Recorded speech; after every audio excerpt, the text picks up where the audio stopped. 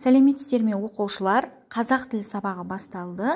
Жаңа тақырып Қазақстан Халқы Ассамблеясы татулық бастауы. Шартты рай. Оқу мақсаты публицистикалық және ресми стиль ерекшеліктерін қолданылған тілдік құралдар арқылы тану. Етістіктің шақ, рай түрлерін тілдесім барысында қолдану. Бірінші тапсырма баспасөз беттерінен, ғаламтор ресурстарынан Қазақстан Халқы Ассамблеясы туралы мәлімет іздестіріңіздер. Өз өлкеңіздегі ассамблея тарихына қатысты ақпараттар да жинақталуы қажет. Бүгінгі біздің грамматикалық тақырыбымыз шартты рай.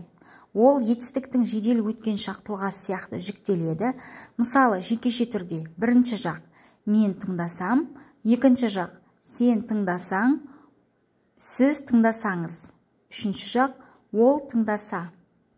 Көпше түрде бірінші жақ біз тыңдасақ, екінші жақ сендер тыңдасаңдар, сіздер тыңдасаңыздар, үшінші жақ олар тыңдаса. Мысалдардан көріп отырғанымыздай, шартты рай са, се жұрнақтар арқылы жасалады. Келесі тапсырма оқулық пен жұмыс. Оқулықтың 185-ші бетіндегі 4-ші тапсырмаға назар аударыңыздар. Берілген сөйлемдерді әрі қарай жалғастырып, дәптерлеріңізге жазып алыңыздар.